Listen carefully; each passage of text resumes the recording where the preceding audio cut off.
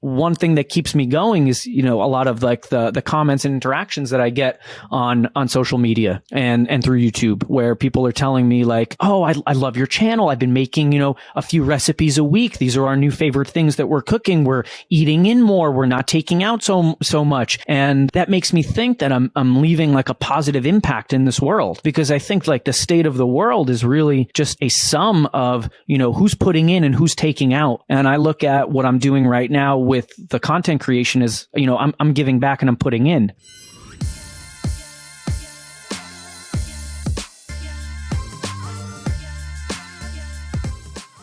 Welcome to another edition, another episode of the Videocraft Show presented by Video Husky. I am your host, Jon Santiago, and each week it is my job to talk to content creators about their stories, strategies, and experiences of building an audience, primarily through video. And this week I'm speaking to Angelo Todaro. And by day, Angelo is a New Jersey-based health coach. From NFL players to suburban moms, he's trained a wide variety of clientele in his decade as an elite trainer and consultant.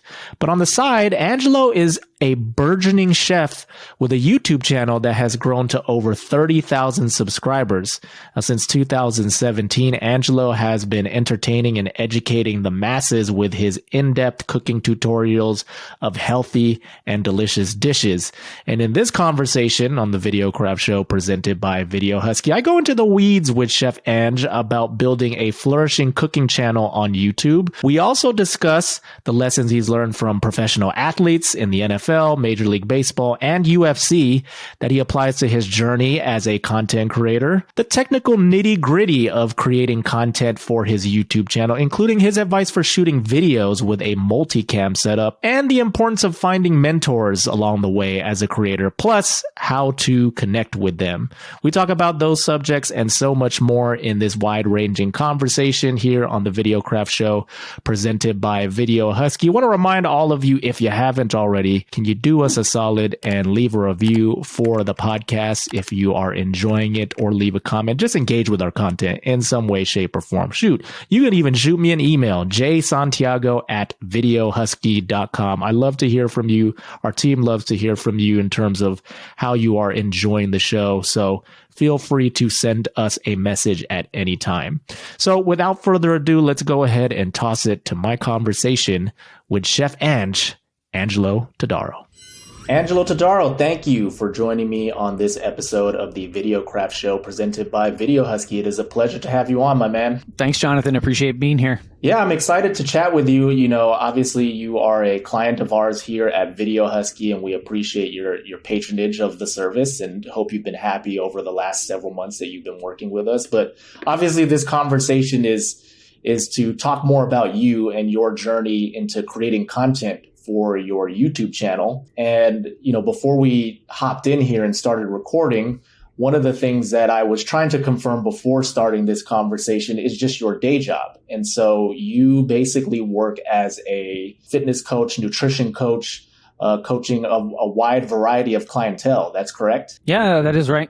So I started my career in strength and conditioning and athletics. So I was primarily doing fitness and exercise in regards to like sports performance. So these are athletes who want to run faster, jump higher, be stronger, be more injury resistant.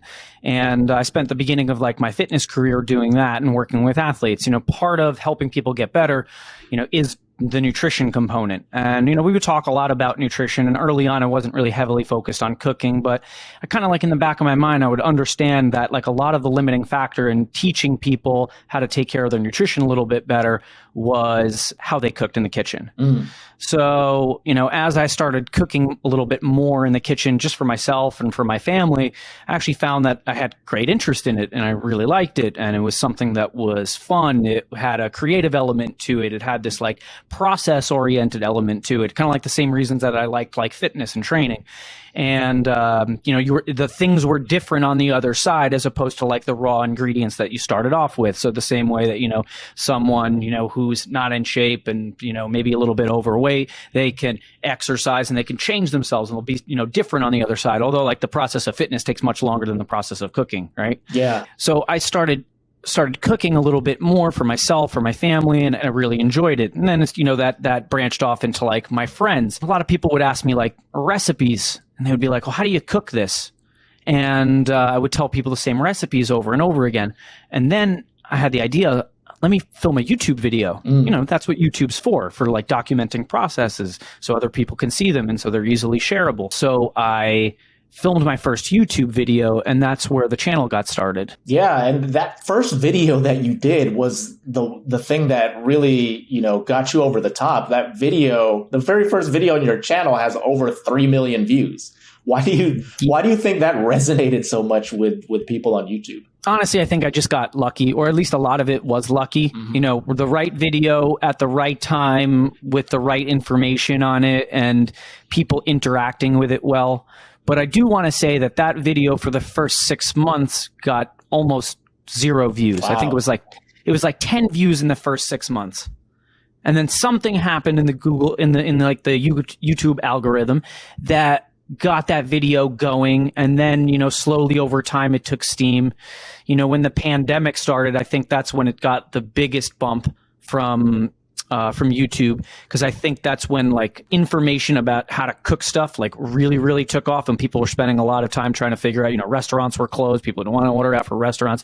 So like a lot of that, like how to cook information started to become very, very popular. And so that's when that video got a lot of views. But even before that happened, the video was already at 1 million views. Wow. So it basically generated another 2 million views since 2020, basically. Because because of the pandemic. That's interesting. Yeah, I watched the video too. And I have to say, there are certain things that I learned from that, watching that video myself in terms of how I should cook chicken. I'd never thought about it. And we'll link to this video in the show notes of this conversation. I never really thought to, turn over chicken in the middle of cooking to kind of let the juices of the fat be able to cook, be able to add a little more crisp to the chicken itself. I thought that was really interesting.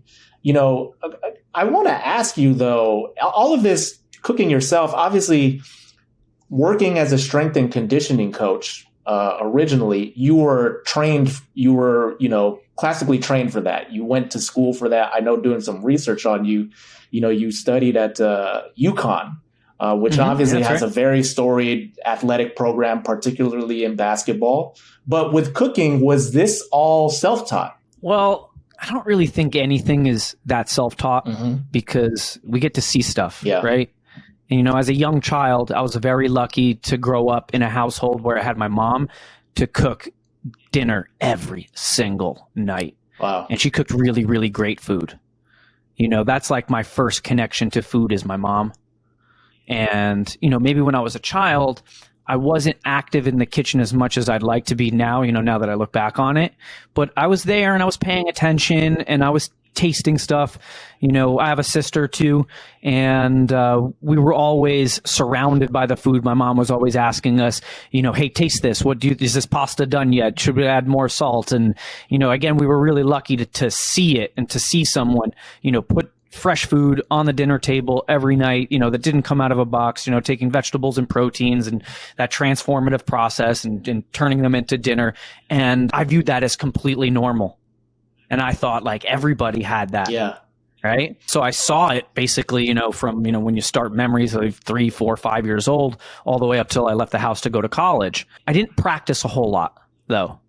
When you get to college, it's not the healthiest atmosphere. You don't even have access to like a kitchen for the most part, at least in the early times, right? You're eating out of like a microwave. And when you do cook, it's like chicken nuggets and French fries. Or ramen. And that's kind of where yeah, exactly. Ramen, cup of noodles. Yep. And, that's where it kind of like stayed for a while until I got to the point where, I was living on my own and I did have a kitchen and I started to take my own personal nutrition more seriously. And I think at that point, that's when I started to cook and I started to practice. And I think practice is the ultimate form that we learn anything, right? Yeah. We also live in an age where there's just access to so much information. Some of the best chefs in the world are putting out content on a daily basis, and they're telling you how they do things and their techniques and, their opinions on stuff. And then you get to formulate your own opinions, and you get to see a wide breadth of these techniques, and then you get to practice them on your own. And like before, there was no way to access this information. You had to work in a restaurant as a dishwasher, and then eventually maybe you made it into the kitchen, and that took years. And then maybe the head chef would talk to you like one time, and now you can watch the information on repeat over and over again. So I just became a consumer of cooking related information. And I started to take those techniques, practice them, burn stuff, cut my fingertips, all those things, how you really learn how to cook, right? Yeah. I think I do like TikTok and the content that's on there, but I think like snapping fingers is not how you cut an onion, right? Exactly. Yeah, you got to get in there and like fumble with it for a few times and, learn that your knife's not sharp enough and clip your fingertip, and that's the wrong way to do it. And you got to burn stuff and find out that like, oh, maybe, 15 minutes was too long. And, so a lot of what I've learned through cooking is just through access, through information, sifting through that information and figuring out like what resonates with me, what I like, how I take those techniques and kind of like make them my own. Then also just a lot of practice. I take pride in how much that I cook in the house for myself and for my family. Yeah. And it's, what really was interesting to me about preparing for this conversation with you was when I discovered your background working in athletics. And there's a lot of routine and regimen that goes into being a high performance athlete.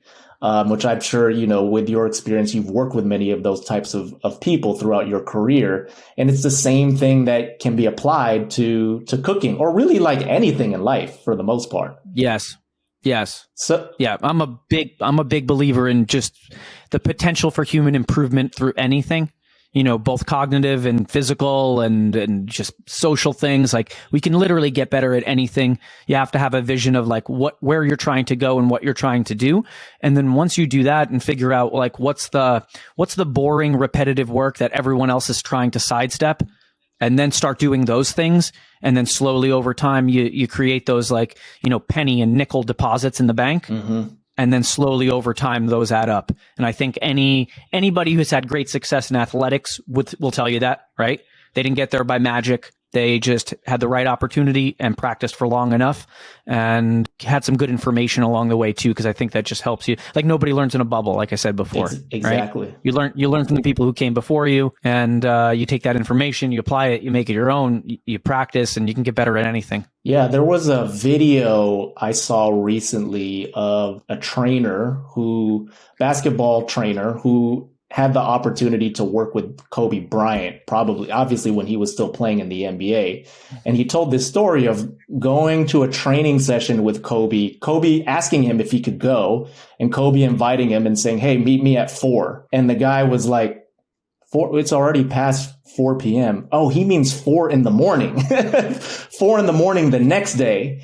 And he shows up there, to watch Kobe's workout, to pick up some tactics, some tips and whatnot. And the thing that stood out to him was Kobe's dedication to just working on the basic fundamentals of footwork, of dribbling, of shoot, things that, somebody who maybe is just starting to play the game would work on with their coach. And that was something that, really stuck with him, was just his commitment to sticking with the fundamentals. And I imagine that is something that, you think about as well when it comes to cooking, is just kind of thinking about those first principles in regards to making a solid dish. Yeah. I think a lot of what allows people to be successful through anything is just like savage ownership of those fundamentals. Right? Like they do them and do them well and never take them for granted. And, that goes like with my philosophy on fitness stuff and also with cooking too.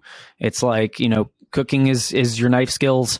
Cooking is, paying attention to what you're seeing in the pan. Cooking is using your palate and all your senses, what you see, what you smell. The most common question in cooking that most people ask is, how long? How long does it take? How long do I do this for?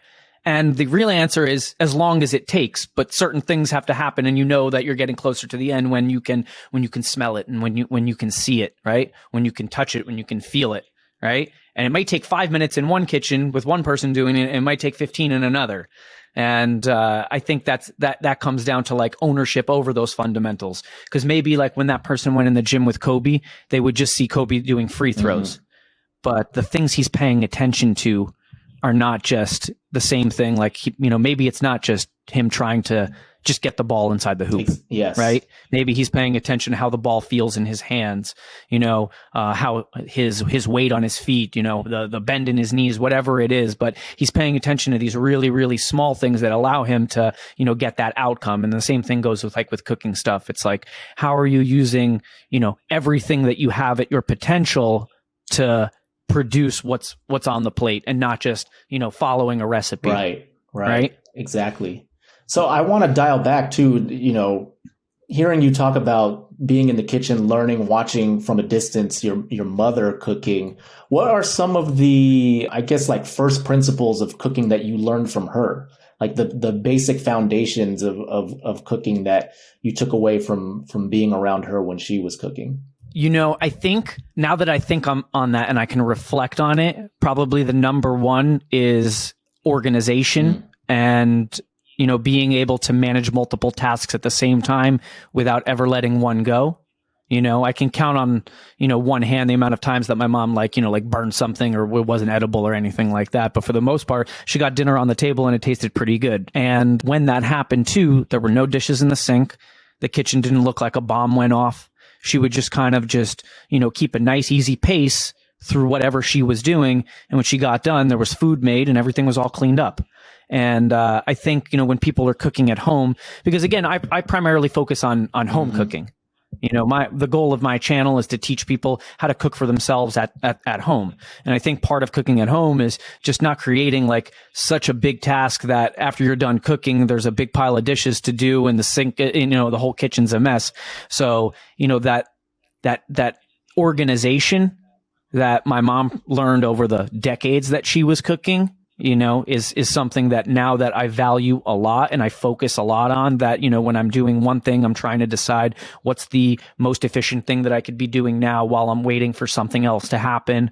And just by organizing all these multi-step processes that, that when food is done, it tastes good, it looks good, it's warm, the dishes, the sink is empty and the kitchen is clean. And then so you could sit down and you can enjoy your meal and there's not, another hour worth of work on the other side of dinner cleaning up, because there's nothing that will stop people from cooking thinking about like the dishes that are going to pile up. Exactly. That's always the I guess that is the thing that gets people most anxious about Thanksgiving, is the cleanup that has to happen after. But I think if you think about it as part of the process, like, cooking is not just the end result of eating the dish. It's the preparation, like you said, and then it's the actual cooking. And then you could also throw in the cleanup in there too. And when you can kind of think of it holistically like that, maybe you won't get so overwhelmed by the other tasks involved with the process. And my mom made it look so easy, And that was the thing that at the time I never really understood. But as I started, initially getting into cooking and really taking it more seriously than a hobby, I would take that for granted, because I'd be like, oh my God, all these dishes and the kitchen's so dirty. I was like, how does my mom do it? But as I kept on getting in there, I would find the opportunities to be like, oh, okay, so I just put that in there. So now I can, wash 2 dishes and I can go put those away. And while that's warming up, I can go mix this. And so it just takes, a process and really dials it down, because most people, again, they don't want to cook because of the mess. And it's really because of the time. And if you look at my videos, a lot of my videos are heavy on the instruction. They're a little slower pace so people can follow those small details. Cooking's not just the part where you put the heat to the food. It's everything that happens before. It's your organization. It's your knife skills. It's how you keep everything nice and clean. So, like an apple core doesn't fall into something that's not supposed to be in. It actually ends up in the trash or the compost bin where it's supposed to. And a lot of that's just, again, like due to that organization and just how you take yourself through that process. So, cooking starts as soon as you enter the kitchen, not when you turn the stove on. Exactly. Well, that's good. That's good wisdom and advice to share with all of our viewers and listeners of this particular podcast. Angelo, one of the other things I wanted to ask you about is, in your experience of, being a strength and conditioning coach, you got to work for some really, you've gotten to work with professional and collegiate athletes.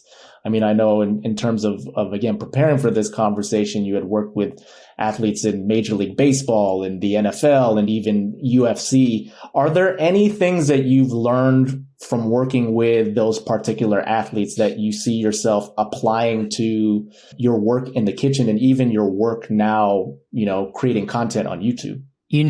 I've never been asked that question before. And now that I think about it, it's doing the things when no one is looking. Because in athletics, I've seen a lot of people go from being not on the radar to getting all the way to whatever the end goal is. I've seen kids that were, young hockey players that people would say like, this kid's never going to go anywhere. And then you fast forward 10 years and that person's an NHL prospect, right?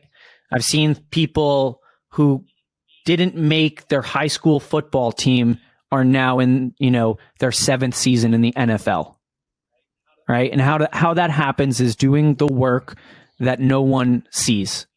Even part of being a YouTube creator, people see the videos, but they don't see you labeling and uploading footage, trying to be organized through those things, fine-tuning your editing process. I can't tell you how valuable, Video Husky has been for me in getting my editing process to a point where I can actually produce content and produce it regularly and with the effort that it needs and not more effort than it needs.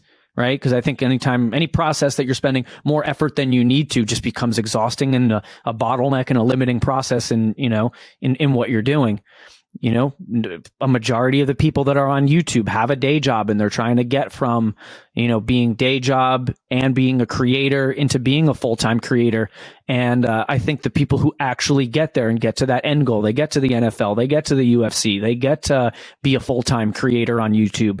They did a lot of things while no one was looking that might seem boring, repetitive, but they fine-tuned those processes.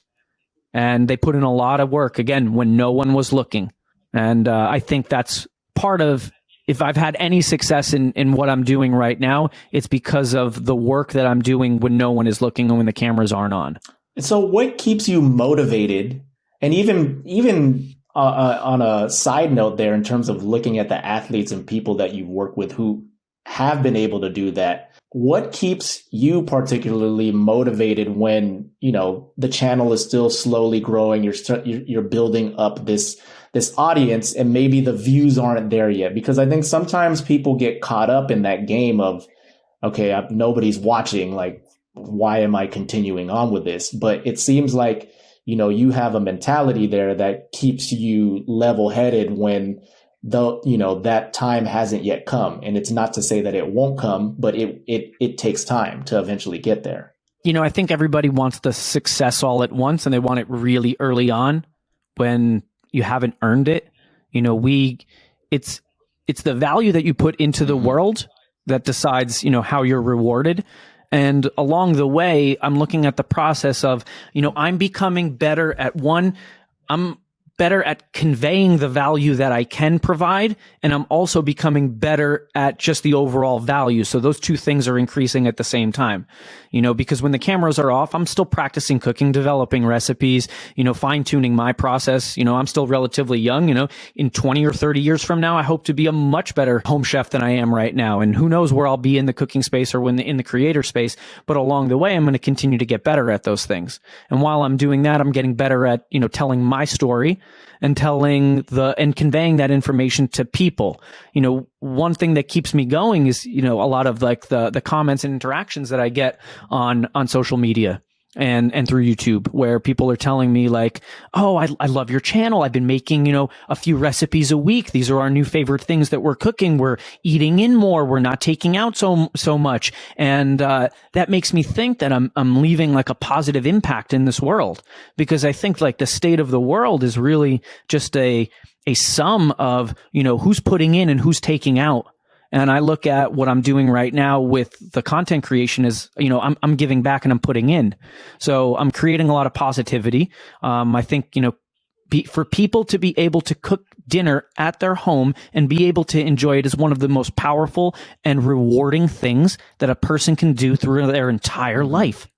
And so if I'm helping people gather something that is so valuable and so important, like, why wouldn't I do it? And the fact that anyone is watching, right?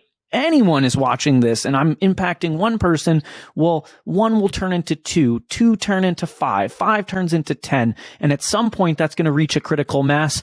And, maybe it will get much bigger than it really is right now, but I don't know until I get there. And I know every day that I'm able to grow it a little bit. And I'm a big believer in, just like I talked about those athletes before, they were just getting like 0.5% better. Not even 1%, maybe like a fraction of a percent better every single day. And as they kept on doing that, they eventually got to a point where, they left everybody and they were much further than, anybody else got just by doing those things and doing them regularly. So that's what keeps me, coming back in this kitchen studio and turning the cameras on and, trying to get from one video a week. That's my goal right now, is to get from one video a week to two, because that doubles the amount of impact that I can have. Yeah, right. Exactly. And it sounds like part of it is setting process-oriented goals for yourself rather than outcome-oriented. Obviously, you would love to increase the subscriber count, increase the number of views, coming your way. But some of those factors, as you alluded to in the beginning of this conversation, are out of your control. You had your first video was up for a couple of years, got up to 1 million views, took a couple of years to get there, but then it really wasn't until 2020 that it really started to take off. So again, it really sounds like setting process-oriented goals helps you, to stay focused and to stay motivated in terms of creating content. And then also just setting goals that are, reasonable based on where you are in your journey. I imagine this is something that you do with your clients too, right? Like, somebody who comes in to you that may be, 300 pounds versus somebody who is, maybe 180, already in pretty decent shape, but has different goals. You're setting different goals and chasing different things for them, correct? Yeah. I mean, if you want to take those two things and like parallel them, it's like whatever you have the resources for and you're able to be consistent with, that's usually the best plan. When I was first starting this channel, I was extremely inconsistent with posting, as I think like most people are at some point in their YouTube process. I guess early on they would be more inconsistent than later on, or maybe they would start post regularly and then get really inconsistent.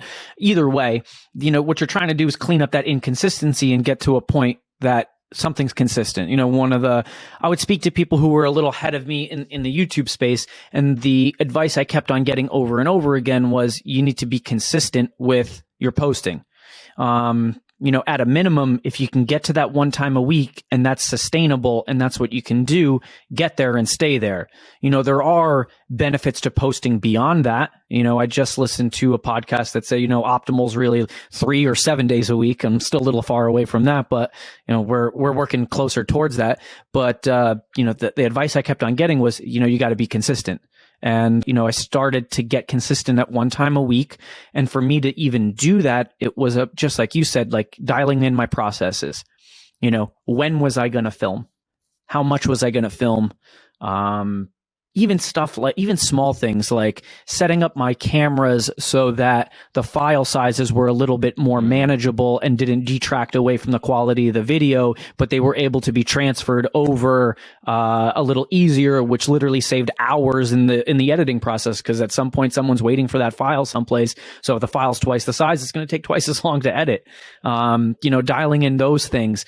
Labeling, organization, a lot of it is just like the cooking stuff. Like just keep refining those processes so the process becomes easier. Then it becomes easier to show up to, and then you can actually focus on the things that actually matter. And with YouTube, the thing that matters most is make great content. And if you make great content and that's what you're focused on, and, your mind's not focused on the process, but it's focused more on, the creativity or trying to stretch like what you're doing with the videos or paying attention to what people are responding to and what resonates with your audience. When you can do those things and you can free up your mind space for those, and you're not thinking about like the editing process, then, the channel can really grow and develop, because that's really what I wanted to do, right? that I'm that half a percent better, fraction of a percent better every single time that I make a video. So 100 videos from now, I'm that much better than I am, even today. And I'm better today than I ever was on that first video. So I'm curious. There are a couple of things from what you said there that I want to ask you about. First, just riffing off of what you just ended with is, how often do you give yourself time to reflect and look back at where you've come, in your YouTube journey? Because obviously, there's a balance there of wanting to keep things moving, continue to create content, but then at the same time also celebrating the little victories along the way. I think YouTube gives you unbelievable metrics. I think as a creator, once you get behind the scenes and you start looking at your analytics, you can see a lot of great information that helps you kind of decide if you're going in the right direction or what information to pay attention to. And I think, YouTube does a fabulous job of that on the back end. So I try to kind of pay attention to those things and look for, improvements in my click-through rate as I work on my thumbnails and titles, work on my, audience retention in the first 30 seconds as I adjust and kind of figure out what's a better intro for my videos or whether to do an intro at all, optimal length of videos and what people are resonating and what people are commenting on. And as I continue to do those things, I get a better idea of where I'm going, and it gives me something to get better at. And as long as I feel like I'm getting better at something, I've improved the intro a little bit and I've gotten from 55% to 71% of 30-second retention. That was actually just a metric I was just looking at right before we got on, because I recently tweaked my intro a little bit, just a slightly different format than what I was doing. And even in a single video, that got a little bit better. So now let me take that out for a couple more videos and see what happens. So the process of getting better allows me to, or at least to see those key performance indicators that I am getting better, allows me to keep showing up to it. And, the general things too, just, a couple more subscribers, another video that's better. One thing I like to do too sometimes, and I just did this, I threw YouTube up on our TV in the living room, and I threw on my channel, and it was just watching videos, my own videos randomly, in random order. And as I was watching it, I was just watching a video that I've done 6 months ago compared to what I did now. I'm like, oh my God, I facepalm thinking oh my God, those videos are terrible. But at the same time, I also get a little proud to go wow, look how much better you got. Look how much better those videos are. And they didn't happen by accident. I'm not stumbling through it. I'm actively trying to get the videos better. The quality of the video, the pace of the video, the feel and the energy behind the video. I'm trying to get all those things better, along with, the X's and O's, the editing, the voiceovers, the length of time, things like that. But the videos are getting better. I really just resonate with that process a lot of just human improvement. So that's one thing that keeps me showing up. And the things I pay attention to the least are subscriber count. Right? Because that's just gonna go up by default, I think, right? Because as long as you're consistent with it, someone's gonna see that video and it's gonna resonate with them. And as long as you keep making videos, I think you'll get more subscribers. Whether it gets to that significant mass or not, I think that matters. How much did you dial into the process and really try to get it better?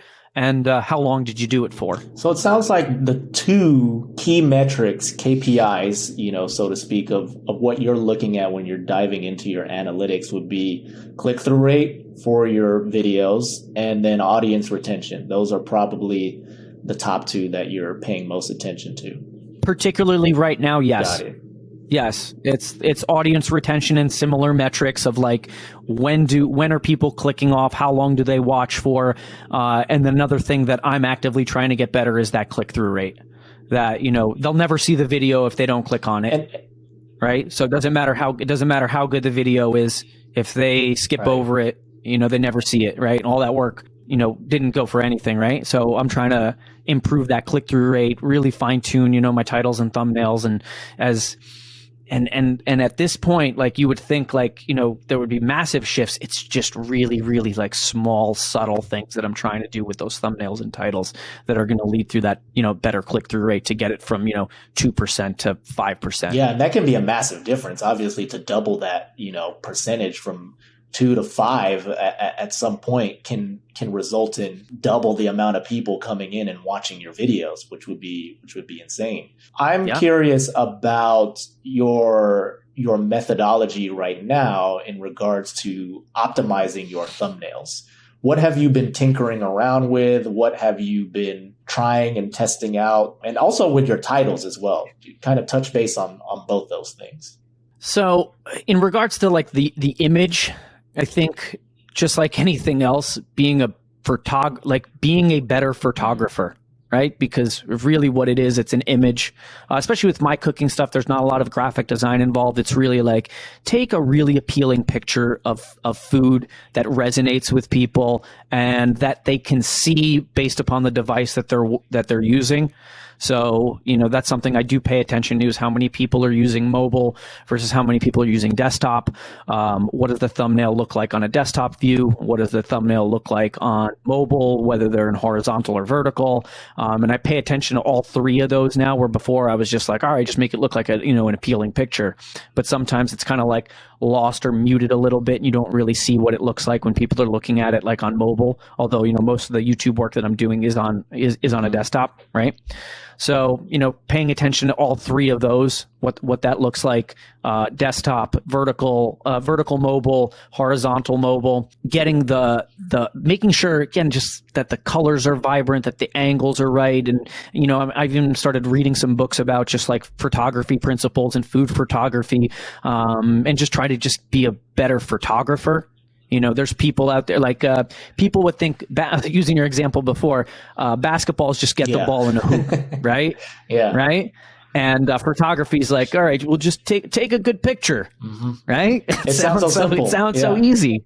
It sounds so simple. Just take a really good picture, and take a picture that everyone will look at and be like, wow, it's a really nice picture. And I think that's more difficult than done. So I'm learning how to do that a little bit more, and that goes back into the principle that I was talking about before, just practice. I feel like I'm taking less pictures now, but they're of higher quality than ever before, because I'm really paying attention to certain things, how things are going to be in a frame, what it's going to look like in that, the 16:9 format. Just as I'm getting better at that, I've seen an increase in that click-through rate. And also too, like I said before, there's so much information already out there, and there's already so many people that are doing things really, really well. Looking at those people and seeing what they do and how they do it leaves a really good trail. And it's not stealing it, because you're not making the same video as them, right? You're making your videos. You're just taking what they're doing and learning from it. And I think that's how like humankind is, has gone through an evolution of everything from, art to photography to exercise to, you see what the people before you did, you steal it, you make it your own, and then you repurpose it as yours. And that leaves, again, more success trail that you pay attention to. So I really look at a lot of the people who are really excelling in the cooking YouTube space, and I look at what they're doing and how their thumbnails are doing, and what they do with theirs, and just try to find like what are my own best practices based upon that and the metrics that I'm getting. Titles, maybe you could help me out with that one. I don't think I'm the best title writer, and I think I repurpose a lot of the title stuff that I'm already doing. I think that process could probably get better, because that one's really hard for me to even grasp around, like what makes a great title. Yeah, I'm looking at your YouTube page right now. I mean, the thumbnails are incredible, because I was just thinking this as you were, speaking there about being in the niche that you are in, right? As a chef, as a cook. I mean, this is stuff that is visually appealing that you're taking picture of. Like, I'm looking at your air fryer chicken parm right now, and I'm like, I want to click that and learn how to cook that, and then I want to eat it. So, that's one thing that can definitely that is very, at least for you. There's a saying, I think, that former 49ers coach, the late great Bill Walsh, used to tell his players, the score will take care of itself. The things that you're taking videos of are very visually appealing. The score takes care of itself there. So that's great. And I think that's probably ultimately what matters most in terms of getting people to click through, is really this thumbnail that you've gotten, you've been creating here. Have you ever thought about experimenting with, say, featuring yourself in the thumbnails? Because obviously a lot of your thumbnails are just the food. Maybe it's like you with the dish or something like that in the frame. I haven't got there yet. I think I want to like max out what I'm currently doing, because I still think there's room for improvement. But also now I'm placing more importance in that click-through rate and that thumbnail. So as I go through like that creative process, because like one of the things I do during the week is I sit down and I go, all right, what are we going to do now? Where are we going? What recipes are we going to do? And I have a list of ideas and stuff. And part of that process is me visualizing a killer thumbnail and then reverse engineering to get to the recipe, as opposed to an older process that I used to do is like, all right, well, what's an appealing recipe, right? What's a tasty dish, right? And the people will never taste the food. They will make it themselves, right? But they're never going to taste what I'm making. But what they are going to see is that thumbnail. So then I start to think about like, how do I reverse engineer and start with like a really killer thumbnail and then create the recipes off that. So like sometimes when I'm down to like a couple things and decide like, well, what are we going to do this week?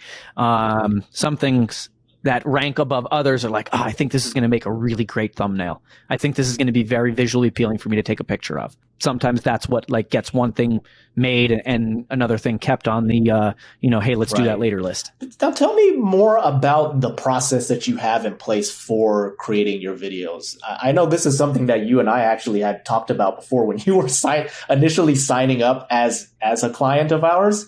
But I'm really curious about just the development of that, because as you've alluded to, there's a lot of like refining involved. I imagine the way that you were creating videos even a year ago has changed in terms of the process involved. You probably got like the general framework down, but in particular, I'm very curious about how long it took you to build that foundational process on which everything is built on. From the first video, there was a process in place, but it wasn't a very good one, and it was very haphazard. And I think that kind of like stuck around for a little bit. But with making every video, you kind of remember what you did before, and you go, all right, well, how do I make it like a little bit better? And I remember when I was going through that process of speaking with people who were a little bit ahead of me in the space, and I wasn't very consistent with my posting, and they would tell me like, oh, you got to get to 1 time a week. And at that time, I was like, 1 time a week? I was like, that's a lot to do like for a video. And at the time I was doing the editing myself. And, again, like every time that you do it, you remember, well, what's the work associated with getting a video from, start to finish, and, where you get to post that publish button. I think that's a really like fun thing to do, is to get everything uploaded, get the video uploaded. It's good and good to go. Get the thumbnail in there, and, get your description box, get everything tagged well, get the video labeled well, and then you hit the publish button. And I think that so many things happen before that. So, I'm doing everything from figuring out, well, what content am I going to produce that's going to resonate with my audience and provide value? Then from there, how do I get the recipe to a point that it's repeatable? I think that's something that happens in the cooking space, whether you're writing a cookbook or making videos. You'd hopefully like the people who are watching your stuff and then actually making it. Because I think a lot of people watch cooking-based content just for pleasure. There's a lot of people that don't even cook, that just like to watch people cook. Joe Rogan was just talking about that. He had a chef on his podcast, and he was just talking about that like there's something like primal or like in our DNA that just likes watching the process of food, even though we know we're never going to eat it or we're never going to cook it. But a lot of people actually do follow through and take the next step, and they watch the recipe videos and they actually like make the food, right? I'd want them to have the best possible shot of that. So I make sure that the information that I'm conveying through the recipe and through the video is going to get them there with at least the greatest chance of them doing a good job, right? I'm trying to make them sidestep the mistakes that I made when I made, that recipe like 3 times before, right? Then from there, it's the process of like capturing the footage. And, with YouTube, I think that it just varies so much as to how you capture your footage and what type of footage you're capturing. Because a lot of people who are doing vlogs, and maybe they're just talking the same way like that we are, like this is a little easier to capture than the cooking content, right? At least I'm in one spot too. right? I'm in one spot, but whether I'm doing something on a flat plate or I'm doing something that, you got to see into the pot or into the pan, whether I'm doing a shot here or I'm doing a shot on the stove behind me, like where we're placing the cameras, that helps just, tell a better story and capture the information a little bit better. Then there's the process of like organizing your footage. Like I do a three camera shoot and I have to send that information over to someone that I need to just, fill out those project requests, and they need to be able to take that project request, take the footage and not be able to like fumble with it. I want them to take that footage and take it really cleanly and going like, I know it's all organized. It's labeled well. I know what to do with it. I know where something starts and where something ends. And then, even in regards to like Video Husky, like getting the process better of editing, or at least directing someone who's editing the video for me. And I think that process has gotten even better in the, right now I'm probably with Video Husky for 4 or 5 months, something like that. I think around like month 4, something like that. Yeah, with you. That process has gotten so much better too. And I've worked with other editors before, but never so consistently and for so many videos. I've had other editors other than myself. And when it's myself, it's easy because I already know what I want to tell myself. The hard part is the length of time it takes me to edit, because I'm just not a very savvy editor, at least from, the process of it just takes me a long time. But with the other editors I worked with, stuff took a lot longer than it should have. But now I feel like with Video Husky, I'm at the point that I'm able to get the information to them and it's labeled and organized well. I'm able to fill out, the project request forms to a point where the information is really fine-tuned so they have the best shot to make the best first draft possible. Because I think in the editing process, when you work with an external editor, that first draft is such a crucial thing. It's like, what's the first thing you're going to see? Is it 95% of what you need, or is it, 50? Because if it's 50, it's going to take a lot of back and forth before you get there, right? But if you're able to do it well, they're not spending more time than they have to on it because of, either poor labeling or, disorganized footage, or maybe in my shot list, I'm not conveying the information very well. But if I'm able to do those things well, that saves so much time, which allows me to, again, not have to worry about that editing process so much and focus more on the creativity and the videos, which frees up that mind space. Right. And then also, I think understanding like who I am as a creator, what my brand is, what the energy, what the feel is, like that takes time too. That's part of the process, but it's like the most like ambiguous thing in the process is like the feel, the energy behind like what you're doing. And I think that's refining itself over time too, even though it's not taking too much of my mind space. Right. To answer your original question, like that's the process right now. And I'm just constantly focused on just like tightening those up a little bit. So something that takes an hour, maybe in a couple of weeks from now only takes 45 minutes, the process of, now I have someone who helps me film. I have, it's called a production assistant. She went to film school, so she understands how to like do stuff behind cameras. But I think just anytime anybody goes to school, they then need to get like that hands-on experience, and especially in particular to the environment that you're doing stuff. Right. So now she's here filming with me. She has experience with camera stuff. I have experience with my process. And now we're taking all those things and meshing them together and creating this like new process that's moving forward. So that's allowed me to improve the process, is getting like other people on board. I think that's an important thing in any creator's journey, is understanding that you can't do it all on your own. Like you could, but it's just going to take you so much time and so much effort, and it's just not going to leave you a lot of space to actually do the thing that you actually want to do, is the creative part, right? So then you got to figure out, and maybe that point is different. I don't think everybody from the beginning, needs to start with like an editor and a production assistant and the highest quality, the highest quality equipment. I started off where I filmed it, I think it was an iPhone 5. With no lighting, with no sound, in my kitchen upstairs. And, now I had to get to the point where now I have, more professional equipment. I have a multicam setup. I'm in a kitchen studio right now. That's not my, kitchen that, that we live in the house, right? Because just that process, like the purpose of me even creating this kitchen studio was The first step in the process last time was clean the kitchen for 2 hours. So like, I was like, how do I sidestep that process that just takes so long? This was I had the opportunity to do this, and, the channel got to a point where it did have enough steam behind it that I could logically say that this was like an okay thing to do. Right. Mm-hmm. And, but I didn't do it from the very start, nor did I even have an idea that I was going to. What were those tipping points for you when hitting certain milestones where you came to the realization that, okay, I need to hire an editor. Okay, I need to hire a production assistant. Okay, I need to stop filming in my home kitchen and actually build a studio kitchen for this channel. What were those moments obvious to you, or there's just kind of like a feel type of situation for yourself when they arose? I think life and our feelings tell us where we need help, and it's where like we feel negative emotion. Mm-hmm. And I think a part of any process is, one, having the goal, but that behavior or action oriented goal, not the outcome, right? Because like what I was focusing on before was like, all right, how do I get this where I can sustainably produce one video a week without, ruining my life or my marriage, mm-hmm. right? And I had to sit there and think of like, well, where are the limiting processes?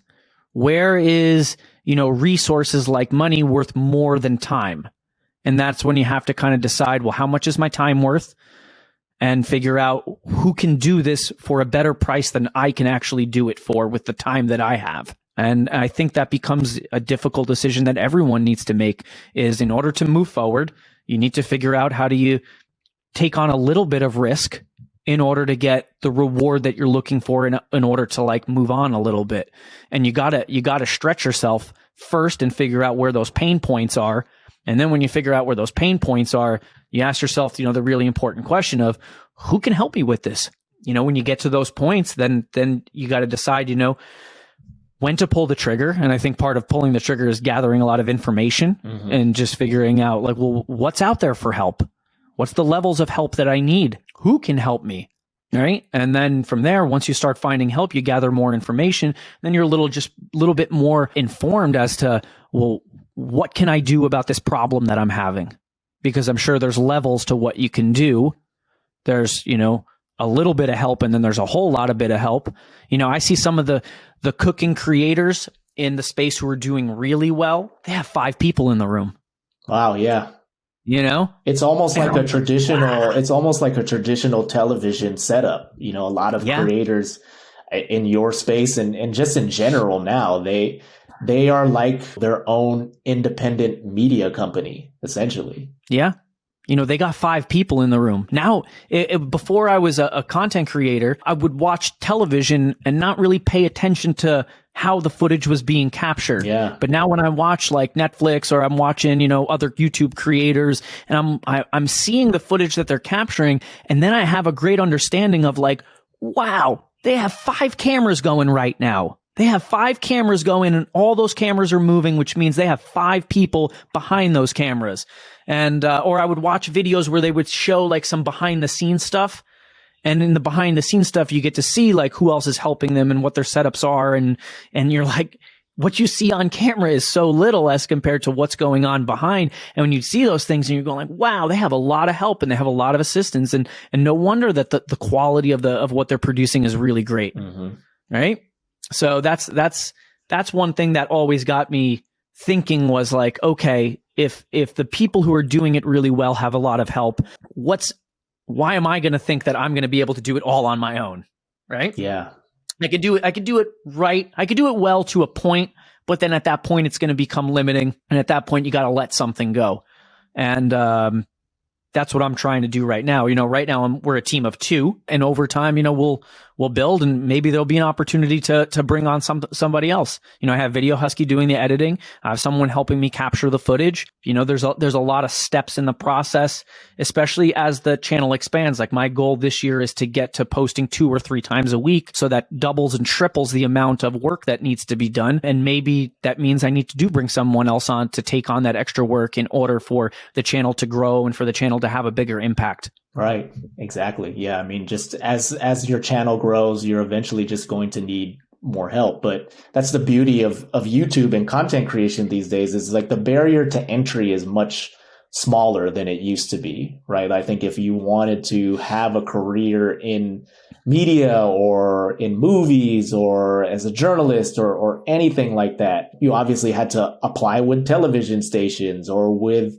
production studios just to get your foot in the door. And now you can basically, as you did, start with an iPhone 5. And then next thing you know, you've incidentally got an audience for yourself and you can build something from that, which is what's really, to me, very cool about this time that we live in.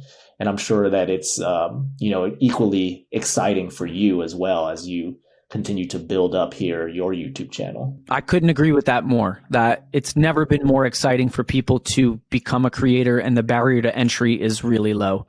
Everybody's got a phone in their pocket, and you don't even need a tripod. You just balance it on something and you can capture amazing content and footage, right?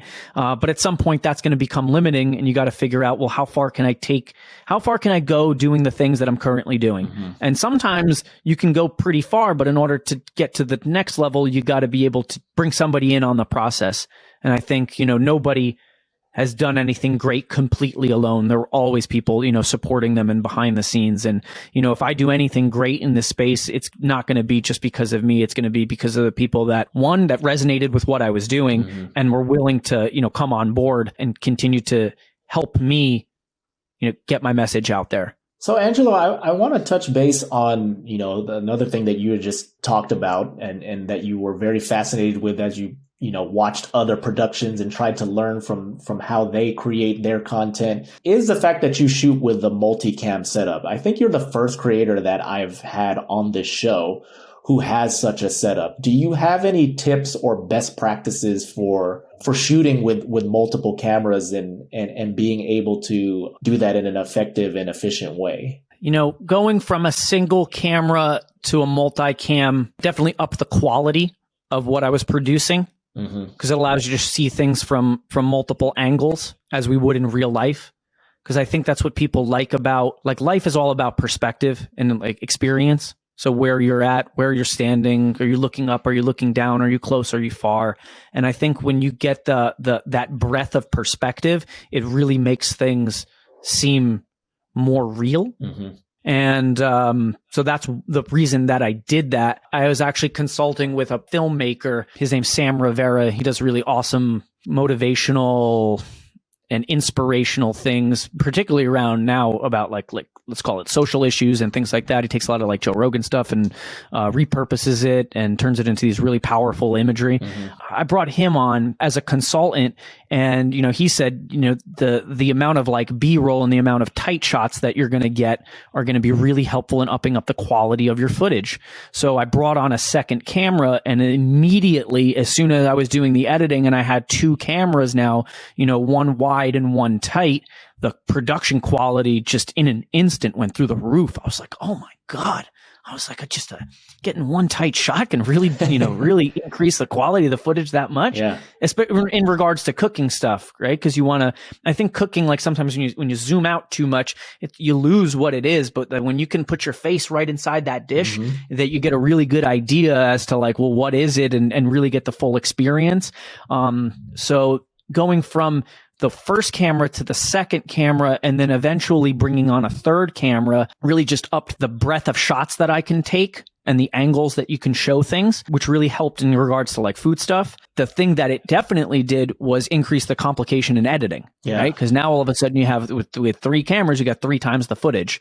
So you still have the same timeline, but now where are you going to show what? So I think the organization of those files and being able to label them well, and being able to make sure that, when you turn one camera on, they all go on at the same time. If anybody's familiar with the editing process and they've ever done a multicam editing, you want those files to be as synced up as possible, where all 3 cameras go on at the same time and they all go off at the same time. So if you shoot stuff in a separated sequence, or maybe on multiple days, or however you're making your videos, that when one camera goes on, they all go on. So then you take all 3 of those footages and sync them together, and then that creates at least the base of what you can show during that timeline. So it has its pluses and its minuses, but overall I think again, for in regards to what I'm filming, that multicam setup really helps tell a better story and conveys the information a little bit better in regards to like food. So what cameras are you using these days? What is your, I guess, your brand of choice for your setup? So the first camera, and there's so many good cameras out there to capture footage. I'm not saying like mine are the best, but right now I use like a Panasonic 4K camera. I record in 1080p because we're getting it to YouTube. I was recording in 4K before, and I was using it to get different camera angles. So like you can take 4K footage and you can zoom in on it pretty hard, and it's still pretty clear when you zoom in. So I was actually able to get like a wide shot and a tight shot from just a single one, right? If I wanted to zoom in on something. But then once I got the second camera on, I could just keep one camera zoomed in and one camera wide. So then the 4K wasn't really needed. So then that really drove down my file sizes a lot, which again helped with the process of taking the stuff from the cards and getting it onto a drive someplace. So I have these Panasonic 4K cameras. For consistency purposes, I have all the same ones. You know, these cameras serve really well right now. They do a great job of capturing the footage with the lighting that I have, so they're not really limiting. I've been really happy with these cameras and how they've been operating. I have 3 of them. I haven't had any malfunctions, so shout out to Panasonic for making a quality product, at least at this point. Yeah. No, that's great. And also the lighting setup too. What does your lighting setup look like? So I have 3 external lights right now, plus overhead lighting here. I also have some ambient lighting in the area turned around, because I think like lighting, it's like you're more likely to underdo it than overdo it. So, you know, I have it backlit. I have 2 lights, one over here and one over here that are going this way. I have a backlight to make sure that there's no shadows back there. And I even brought on another light that's actually sitting right above me to get any shadows, especially when we're capturing B-roll. So if either myself or Sienna, the production assistant, she's capturing footage, sometimes stand in the way of the light and then it'll create a shadow. So at least my understanding, the purpose of lighting, especially like when you're capturing footage like this, is eliminate all possible shadows. Unless they're like dramatic, like intentional shadows. So I have a lot of lights on going on right now. Are there specific brands that you can share of what lights that you use? So these are the newer NEEWER. They make a lot of really high quality lighting and other production things. Like I have 2 of their camera stands, the tripods. And I really like the quality of their equipment. I don't have experience working with a lot of other stuff, but I think their stuff works really well, at least for my purposes. Got it. Well, I remember too, when we first spoke, you had admitted to me that you were not a very technical person. So for you to evolve and get to this point as a content creator is obviously a testament to your interest and dedication to the process of getting better as a content creator. But you've also teased and alluded to, you know, being able to connect with some other creators in your niche and also looking into resources to help you along the journey, books and whatnot. So I'm curious about just who are the people that you're following on YouTube, elsewhere to help you on this journey? What books are you reading to help you improve as a content creator overall? You know, I don't think there's any books that I'm reading right now that are like specific to YouTube related content. I am reading one about food photography, and that's really in specific to capturing better thumbnails, just understanding like what are the principles of food photography and how do you take better, more appealing pictures of food. You know, there's some creators that, you know, that I look up to and I check in with every once in a while. One of them, his name is Mr. Make It Happen. He has an unbelievable cooking channel. You know, he's ahead of where I am in the space. You know, I think he's someplace around, 300,000 followers. He's got just unbelievable content. The recipes are really solid. He's got a really solid following, and he's someone that I look up to and that I look at the things that he's doing, and I do interact with him too. So we've exchanged messages. I've even spoke with him the same way that I'm speaking with you right now, via video conference, and just asking, like, hey, what are the things that you would tell yourself if you were just a little bit behind in the journey? Because I think importance in anything in life is finding, great mentors. Yeah. So you're not just guiding yourself. Like someone has been on that path before and they're ahead of you and they learned some things as they were on the same road that you're on, and you got to constantly seek those people out, and then I'm a consumer of the information that that I'm putting out. So I watch other people's YouTube contents, and it might not be the same stuff that I'm making. There might be different recipe videos, or they might have a different spin on it, but I'm always trying to see like, well, what are they doing well? What are they doing that resonates with me and that I look at and I'm like, wow, look at how they did that, like that one thing, or look at their intro. That's a really interesting sequence that they did in the intro. And I think just by constantly doing that, and again, trying to reach out to people. You never know who will speak with you if you reach out to them. You know, we live in a world where you can literally get in touch with anyone in a matter of seconds, right? Through social media, through a DM, maybe their email address is out there, and you can send correspondence with people, and believe it or not, they'll actually respond. Yeah. And then when they do, like, wow, you get to speak with someone like a real live person, and you get to ask them questions the same way that, you and I are speaking right now. And, the value to that is just unbelievable, as opposed to, the other stuff that I do, just watch other people's stuff and just assume things and gather my own information that way. Although that is a valuable thing to do, is to pay attention to just like what other people are doing. What resonates with you? Because I think it's important to understand who your audience is as a content creator. And I think you're best positioned for that if you and your audience are really similar, right? If you're making the videos that you would watch and that your audience is similar to you, you're in the best position to produce the best content, as opposed to someone who's producing content for other people and their audience is, very unlike them. I don't know a lot of people that would do that, but you want to do things that look and feel somewhat natural, at least like for you. Like when I watch these videos, I watch my own videos and I actually enjoy them. I'm like, I would watch this. Yeah. I would watch this. Yeah. And that's probably an element that's one of those elements involved that allows you to keep going. Because I imagine for some of those people who are say, I'm just doing this because I'm doing a YouTube channel on stocks because that's where the money is. Eventually you'll burn out. And you won't be able to sustain yourself long term because it's not something that really interests you. You're motivated by extrinsic means rather than intrinsic means. But I wanted to ask, just to circle back there on that book you mentioned. What is the title of it? The photography book that you're reading?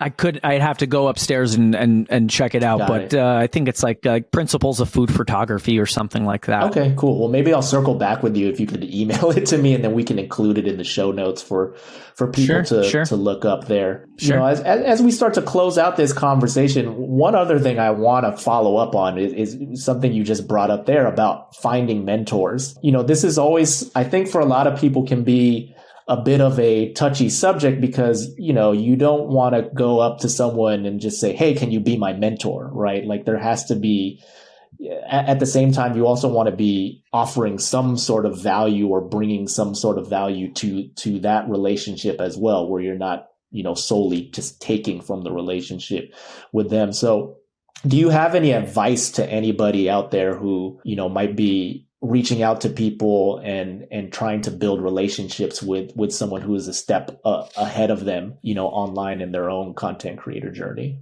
That's a really good question. At first, I think it's important to do some work on your own.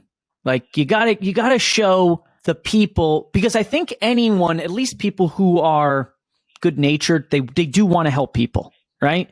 But they just don't have the time or resources to help every single person, right? So there needs to be some type of like filtering element. Mm-hmm. And I think that filtering element is, at least in regards to our conversation, is showing that they've done some work on their own and they've produced something, right? So many people want to mentor before they even get started. So they haven't even got their hands dirty with the work yet. And they already want to figure out, well, where's the shortcuts? Mm-hmm. And I think, just there's so much value into just like trying some stuff on your own first and just being able to be like, okay, well, let me just make some videos first and let me see where that gets me. And then you can have a deeper conversation, because then you're a little bit more educated as to like, well, what questions do you want to ask and what do you want to know about where they are at and what's different than where you're at versus where they've gotten to. And so I think showing anyone that you've done something in the space helps. It doesn't have to be anything significant, but you got to show that you're willing to work, because why should they spend time? Why should they spend their valuable time? Because everybody's time is super valuable, right? Why should they spend their time helping you if you haven't even put in anything into the pot yet? And so I think people will be more willing to speak with people, at least if you've shown that you've done something and that you're willing to, like go on into the journey and take that first step. And then after that, being specific with your questions and telling people that, one, you admire what they do, right? You're asking for certain reasons, right? And then beyond that, being really specific with what you want help with, right? What questions that you have. And I think by starting off with like simple things, people will be more willing to be freer with their time, with their correspondence, with their resources, with their answers through more interaction. Right? It's like, I think step one, like show them you've done something and maybe ask them something really, really simple. And if you get that answer back, then maybe like, okay, now that opens the door to have a slightly longer correspondence, or maybe a actual conversation, right? With dedicated time. And also if you reach out to someone and they don't answer you back, don't take it personal. Yeah. That's something that's what I do in my regular life, is like, I try not to take anything personal. Like, people are doing things for their own motivation, not selfish motivations, but they're not really considering you in either a good way or a bad way. So if you reach out to someone as a potential mentor and they don't answer you back, well, maybe that just wasn't the right time, right? You knocked on the door and they weren't home, right? It doesn't mean that you don't come back and you try again. But there'll be other opportunities with other people, and there's just so many people to speak with. It's just unbelievable how you can just get in touch with people. And just before, that just wasn't possible. Even if we just rewind the clock like 20, 30 years. Yeah. Like 20, 30 years, like it was impossible to get in touch with the leading people in their field. Now you can DM them on Instagram in a matter of a minute. Yeah. And if they don't respond to you, great. Continue doing your work. And maybe when you reach out to them next time, that you'll have that critical mass of work that they'll look at and going like, okay, this person is worth my time. Yeah. So that's my advice. I don't know how good that advice is or how universal it is, but at least that's how I've gotten to the point where I've gotten to speak with people that I never thought would have answered anything that I would have. Yeah, well, it goes back to what we were talking about earlier in regards to the process of creating content, doing really anything in life. Is, of course, you want to have goals, you want to have particular outcomes that you're chasing, but once you're actually in the process of doing that and taking those actions, the wins are actually the actions that you take, right? It's that you've actually taken the step to turn on the camera and start filming.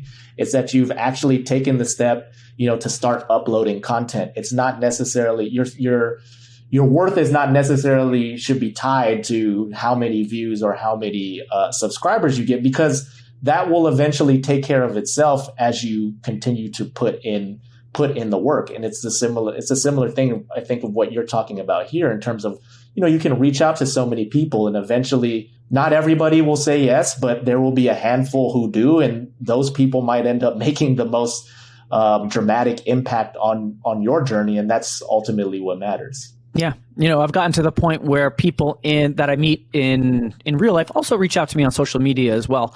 They'll ask me like, hey, how do I get started? Mm-hmm. Oh, you've got this YouTube channel. You've got a following. I love your videos. The quality of the videos is very good. I love watching your stuff.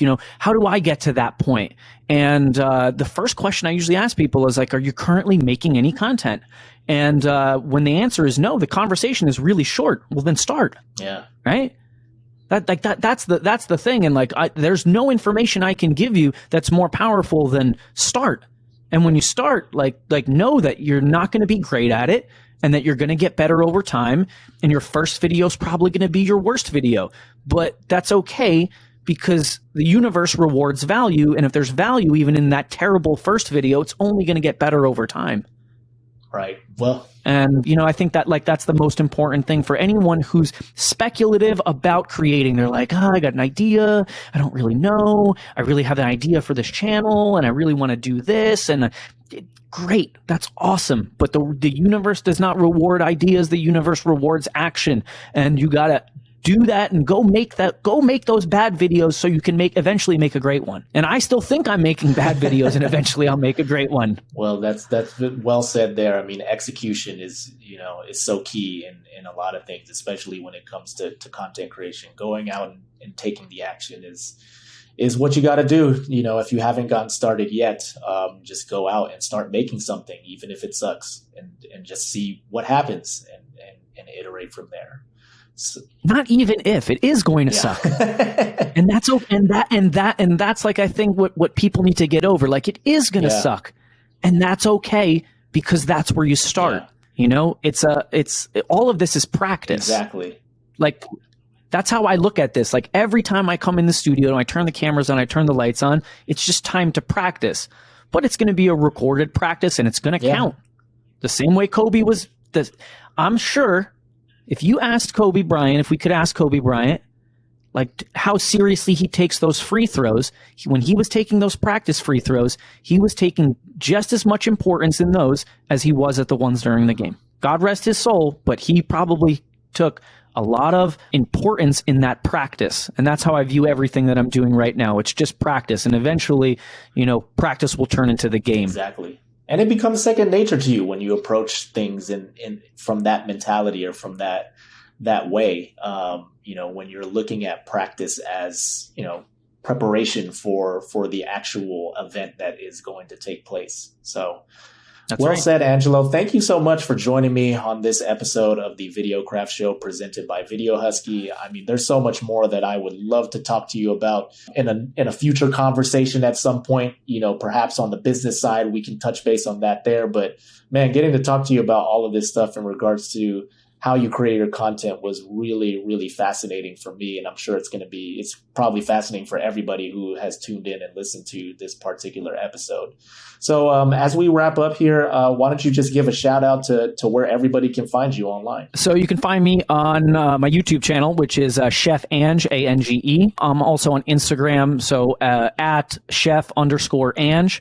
And those are probably the main places that people can find me right now. Awesome. Thank you so much, man. I appreciate you asking me on, and I just think it's amazing that I've gotten to the point where I can share information with others that others find valuable. And I think that's just an important part in everyone's life, is like when they get to a point at which they can help others. I don't think that you would have asked me to be on this podcast if you didn't think there were like some things that I could share that could help others who, again, they're just a little bit behind me in that journey. Not to say they ever won't get to where I'm at or possibly surpass where I'm at, but just being able to give that information back, makes me just feel good. And I appreciate you having me on, and I'd love to do part 2. Thanks again to Chef Angelo Todaro, Chef Ange on YouTube, for joining me on this episode of the Videocraft Show presented by Video Husky. Before we go, I want to remind all of you that we've got a resource for you in case you are having trouble organizing or scripting your ideas. You can get a copy of our free script template just by signing up to our email list. Visit www.videocraftshow.com, and that will get delivered straight to your inbox right after you sign up. Also, reminder to all of you who haven't already, make sure to subscribe to the podcast wherever it is that you get your podcasts. We're on Spotify, we're on Apple Podcasts, we're on Google Podcasts. I think it's Google Podcasts, or is it Google Music these days? I don't really quite remember. There's all sorts of podcast players out there. Pocket Cast is great. That's actually my preference. So wherever it is that you get your podcasts, feel free to sign up and subscribe, and tell your friends about us too. That is one of the best ways for us to grow this show, is just through word of mouth. And finally, as always, got to shout out my team for helping me to produce the podcast.